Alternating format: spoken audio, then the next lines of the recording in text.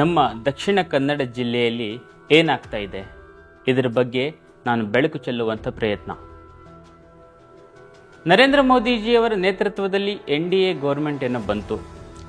ಚುನಾವಣೆ ಮುಗಿದ ಮೇಲೆ ಚುನಾವಣೆಯ ವಿಜೃಂಭಣೆಯ ವಿಜಯೋತ್ಸವ ಎಲ್ಲ ನಡೆಯಿತು. ತದನಂತರ ಪ್ರಮಾಣ ವಚನ ಆಯಿತು. ಇವೆಲ್ಲ ರಾಷ್ಟ್ರದಲ್ಲಿ ನಡೆದಂಥ ಘಟನೆಗಳು. ಎಲ್ಲಿಯೂ ಕೂಡ ಇದರ ನಂತರದ ಒಂದು ಅಹಿತಕರ ಘಟನೆಗಳು ಒಂದು ಸ್ವಸ್ಥವಾಗಿರತಕ್ಕಂಥ ಜಿಲ್ಲೆಯಲ್ಲಿ ಕಾಣಲಿಕ್ಕೆ ಸಿಗಲಿಲ್ಲ. ಆದರೆ ಯಾವಾಗ 9ನೇ ತಾರೀಕು ನರೇಂದ್ರ ಮೋದಿಜಿಯವರ ಪ್ರಮಾಣ ವಚನ ಇತ್ತು, ನಂತರ ಅವರ ಸಂಪೂರ್ಣ ಸಚಿವ ಮಂತ್ರಾಲಯದ ಪ್ರಮಾಣ ವಚನ ಇತ್ತು, ತದನಂತರ ದಕ್ಷಿಣ ಕನ್ನಡ ಜಿಲ್ಲೆಯಲ್ಲಿ ಏನಾಯಿತು? ಸಾಮಾನ್ಯ ಯಾವ ಪಕ್ಷ ಅಧಿಕಾರಕ್ಕೆ ಬರುತ್ತೋ ಅದರ ವಿಜಯೋತ್ಸವವನ್ನು ಆ ಪಕ್ಷದ ಕಾರ್ಯಕರ್ತರು ಆಚರಣೆ ಮಾಡ್ತಾರೆ. ಆ ಪಕ್ಷದ ಕಾರ್ಯಕರ್ತರು ವಿಜಯೋತ್ಸವನ ಆಚರಣೆ ಮಾಡಿಕೊಂಡು ವಾಪಸ್ ಬರ್ತಾ ಇರತಕ್ಕಂಥ ಸಂದರ್ಭದಲ್ಲಿ ಒಂದು ಘೋಷಣೆಗಳನ್ನು ಹಾಕ್ತಾರೆ.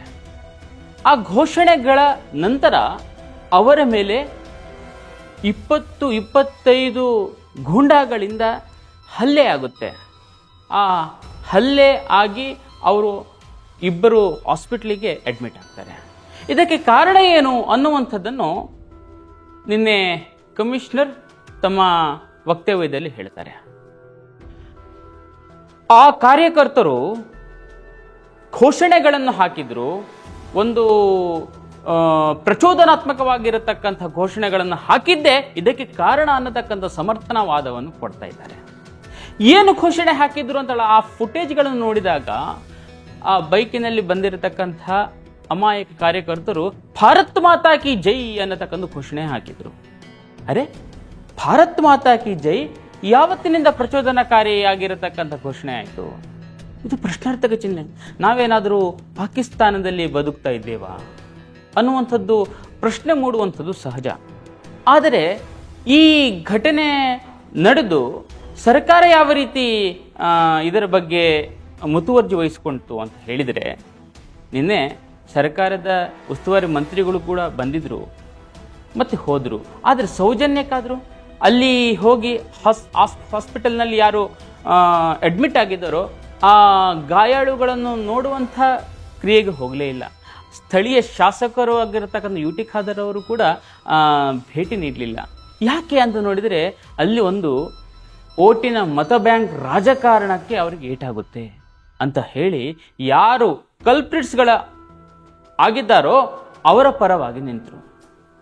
ಮತ್ತೆ ನಮ್ಗೆ ಗೊತ್ತೇ ಇದೆ, ಈ ಸರ್ತಿ ಕಾಂಗ್ರೆಸ್ನ ಪದ್ಮರಾಜ್ರವರು ಒಂದು ಸಮುದಾಯದ ರಕ್ಷಕ ನಾನು ಅನ್ನತಕ್ಕಂಥ ಭಾವದಲ್ಲೇ ಸಂಪೂರ್ಣವಾಗಿರತಕ್ಕಂತಹ ಒಂದು ಮತಯಾಚನೆಯನ್ನು ಮಾಡಿದರು.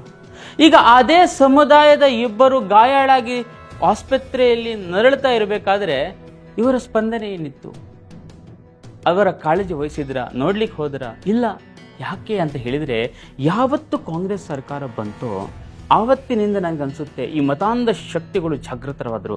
ನಾವು ಏನೇ ತಪ್ಪು ಮಾಡಲಿ ನಮ್ಮ ಬೆನ್ನಿಗೆ ಈ ಸರ್ಕಾರ ನಿಲ್ಲುತ್ತೆ ಅನ್ನತಕ್ಕಂಥ ಹುಚ್ಚು ಭ್ರಮೆಯಲ್ಲಿ ಅವರು ತಮ್ಮನ್ನು ತಾವು ಇಂಥ ಅನೇಕ ತಪ್ಪುಗಳಿಗೆ ಒಳಗಾಗ್ತಾ ಇದ್ರು. ಅರೆ, ಒಂದು ವೇಳೆ ಪ್ರಚೋದನಕಾರಿ ಹೇಳಿಕೆ ಬಂತು ಅಂತ ಇಟ್ಕೊಳ್ಳೋಣ, ಏನು ಮಾಡಬೇಕು? ಚೂರಿ ಹಾಕೋದಾ? ಕ್ರೈಮ್ ಮಾಡೋದಾ? ಅದನ್ನು ಸ್ಥಳೀಯ ಪೊಲೀಸರಿಗೆ ತಿಳಿಸಬೇಕು ತಾನೆ. ಇದೇ ತಾನೇ ಒಂದು ಕಾನೂನು ಸುವ್ಯವಸ್ಥೆಯನ್ನು ಕಾಪಾಡಿಕೊಳ್ಳುವಂಥದ್ದಕ್ಕೆ ಮಾದರಿಯಾಗಿರುವಂಥದ್ದು. ಆದರೆ ಹಾಗೆ ಮಾಡಲಿಲ್ಲ. ಇನ್ನು ಭಾರತ್ ಮಾತಾ ಕಿ ಜೈ ಯಾವ ರೀತಿಯ ಪ್ರಚೋದನಕಾರಿಯಾಗುತ್ತೆ? ಅರೆ, ಪ್ರಚೋದನಕಾರಿ ಅಂತ ಹೇಳಿದರೆ ಅದಕ್ಕೆ ಒಂದಷ್ಟು ಆ್ಯಡ್ ಆನ್ ಮಾಡ್ತಾರೆ. ನೀವು ಪಾಕಿಸ್ತಾನದ ಪರ ಘೋಷಣೆಯನ್ನು ಹಾಕಿದ್ರಿ, ಅದಕ್ಕೋಸ್ಕರ ಚೂರಿ ಇರಿತಾ ಆಯಿತು, ಭಾರತ್ ಮಾತೆಗೆ ಜೈ ಹೇಳಿದಕ್ಕೆ ಅಲ್ಲ ಅಂತ.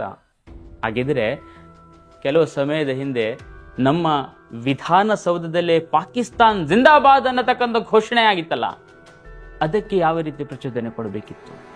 ಆಗ ಸರ್ಕಾರ ಹೇಳ್ತು ಅವರೆಲ್ಲರೂ ಅಮಾಯಕರು ಅಂತ ಹೇಳಿದರೆ, ನೀವು ಯಾವ ಮಟ್ಟಿನಲ್ಲಿ ಕೂಡ ನೀವು ನಿಮ್ಮ ತಪ್ಪುಗಳನ್ನು ಮಾಡಿ ಸರ್ಕಾರ ನಿಮ್ಮ ಬೆನ್ನ ಹಿಂದೆ ನಿಂತುಕೊಳ್ಳುತ್ತೆ ಅನ್ನತಕ್ಕಂತಹ ಒಂದು ಸಂದೇಶವನ್ನು ಕೊಡ್ತಾ ಇದೆಯಾ ಈ ಸರ್ಕಾರ?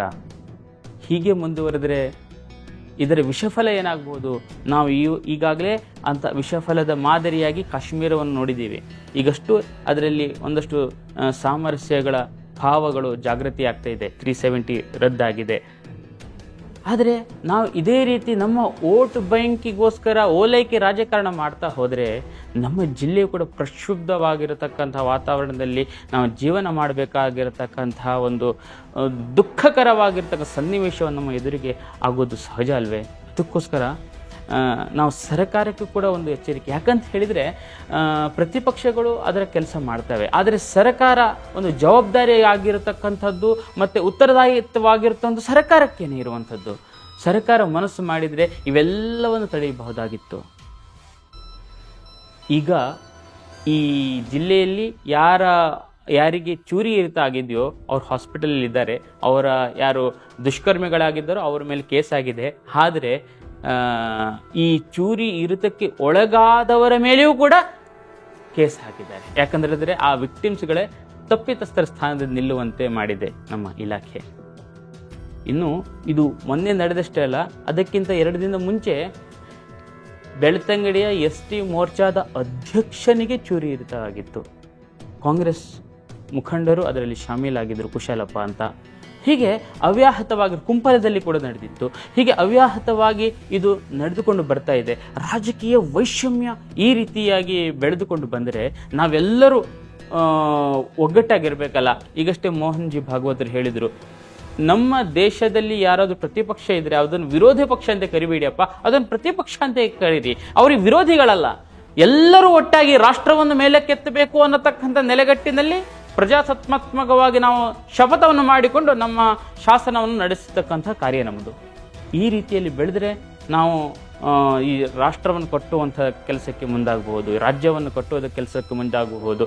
ನಮ್ಮ ವಿರೋಧ ಏನಿದ್ರೂ ಕೂಡ ಅದು ರಚನಾತ್ಮಕವಾಗಿರಲಿ, ನಮಗೆ 4-5 ಓಟುಗಳು ಸಿಗ್ತವೆ ಅಂತ ಹೇಳಿ ದಯವಿಟ್ಟು ಈ ದುಷ್ಕರ್ಮಿಗಳ ಕೈಯಲ್ಲಿ ನನ್ನ ರಾಜ್ಯವನ್ನು, ನನ್ನ ಜಿಲ್ಲೆಯನ್ನು ಕೊಡಬೇಡಿ ಅಂತ ಹೇಳ್ತಾ ಒಂದು ಕಳಕಳಿಯ ವಿನಂತಿ.